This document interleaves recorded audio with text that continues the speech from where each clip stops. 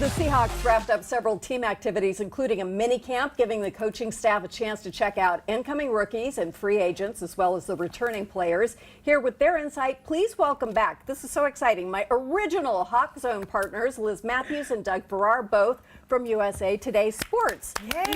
We're teammates. If you want to know how much media's gone downhill, we're teammates now. It's all. That's great. You started here, you've done all these amazing things, you've written a book, and you're starting on another one, Yep. right?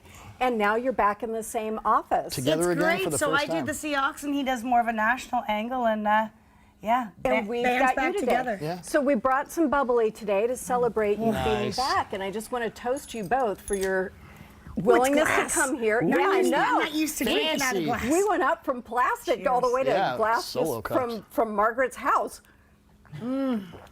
Lovely. Yum. Nothing beats a I do morning miss drink. your concoctions though. Well, if you come back, we'll Yeah. do one of those. Driving to Seahawks practice half in the bag from here. I'll do my Please Velveeta dip. Uber. Yes. Yeah. Her Velveeta dip is oddly good considering I hate Velveeta, but that was really quite delicious. Let's talk about injury updates. Will Disley, who we all loved seeing stay here in town from the UW, he was carted off the field. How's he doing? Sure was. And Margaret, you know, that's actually great news coming from the end of minicamp. It's looking like Disley might be ready to go for the so start great. of training camp.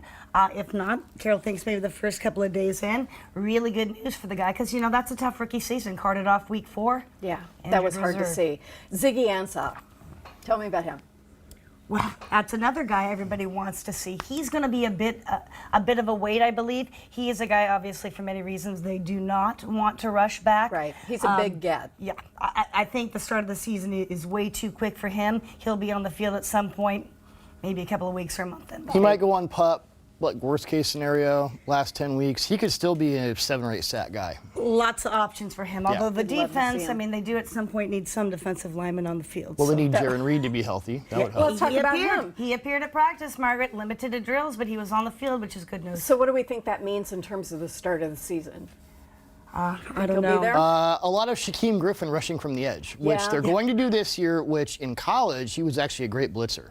He was a multi-sack, multi-pressure guy. Right. It's not a heavy blitz defense in, you know, Gus Bradley, Dan Quinn, Ken Norton, whatever iteration. It's not heavy blitz except Bobby Wagner, certain packages up the middle. But one of the reasons they got Griffin, and you know, beyond the good story, is that he is, you know, he knows how to time his blitzes off the edge, and I think they're going to do that more. Which is always They're fun going to to have to watch. kind of, you know, the pass rush with Frank Clark gone, it's going to have to be spit and baling wire for a while. Yeah, But that that's hurts where me just a Griffin's little bit. most comfortable. He's the one who said it himself. Yep. You know, so he gets to kind of get his shot. Fingers at things. crossed. We're going to talk about B-Wags in just a little bit, but let's talk about some players to watch. Metcalf. Let's talk about Metcalf first. Wrote a long piece about him about a month ago on USA Today, and 6'4", 230. Came in with running a 4.40, just ridiculous, testing off the speed. charts. No and percent body fat. exactly, and everyone, yeah, Just like us. Right, exactly.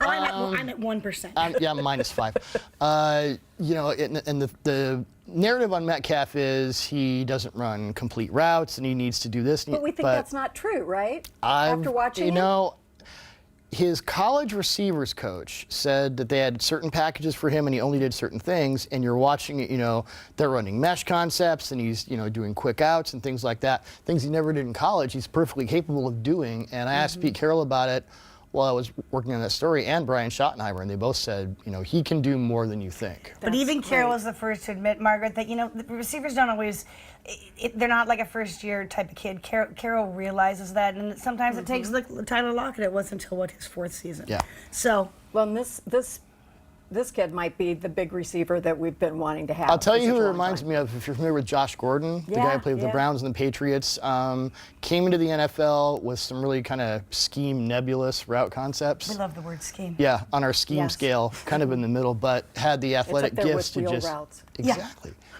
Sid Gilman thing. He just had the ability to physically dominate opposing cornerbacks, and I think Metcalf is kind of in that mold. In that mold. Okay, Shaquem, you mentioned coming off the edge, so obviously a linebacker. What are we thinking will happen with him? With Shaquem, or are you talking about Bobby Wagner? Now, let's talk about Shaquem first as a player to watch. Yeah, I definitely think, like Doug said, they're kind of opening things up for him. They're giving him a shot out on the edge. It's Well, he was a special teams guy / fringe linebacker last year. They're just trying to find places to put him, and given what he could do in college, and given what we've talked about, the pass rush is. Yeah, let's hope so. They got to get it from wherever. He's going to get a go at it. I mean, that's for sure. What about Bradley McDougald? I've loved watching him play. And the leadership he's really the only provided. sure thing at safety right now. Yeah, that's it. It's Bradley McDougald and the Pips, and we're trying to they're trying to figure Let's out. root for the Pips. With Earl in Baltimore, which still I know it's just not right. It's because just not right. NFL guy supposed to be objective, and I don't root for teams, I root for players, and Earl's just. Yeah, Well, that was they a built tough the one. Legion of Boom once before, so I think fans are hoping they can do Plus, it. Now it's the Legion It wasn't a surprise. I mean, you could see that coming for when 8,000 you miles away. flip off your sideline as you're going off the cart. That's sort of indicates that That's a there might be breakup. some displeasure. That's a breakup. Well, all these contract things are so tough. You saw, luckily, Wilson was able to get his contract, but I guess kind of segueing into the Bobby Wagner thing, Wagner is representing himself, and he's hoping to get a deal done before the start of training camp. Now that's really he's the best interesting. linebacker. He's the best linebacker in the NFL. He's the third best player according to the one of the Football related. Focus, Yeah, exactly. my list of linebackers, which he did last week, he was number one. They have to get it done.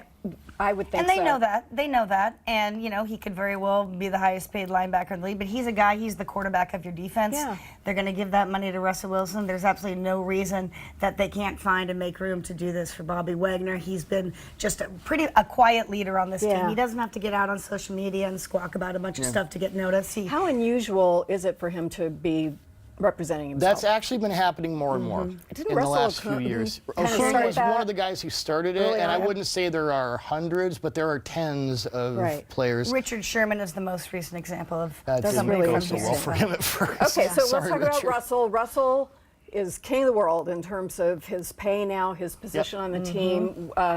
I just think about him coming in as, what was he supposed to be, our third string quarterback? Well, they just paid Matt Flynn all that money, and I remember the rookie minicamp standing next to you, and he hit, I don't remember who the receiver or the cornerback was, but he hit a receiver on a deep out, like a second or third throw, and I remember turning to you and saying, that guy's going to be the starter. Yeah, It was that obvious. was camp. It was obvious. clear. But that's the great thing. So Russell Wilson understands those types of pressures. He was named the starter his rookie season, and I don't think Wilson's the type of guy who's going to get thrown off by this big contract and all the dollar signs. I think that the most pressure Wilson ever feels is from himself.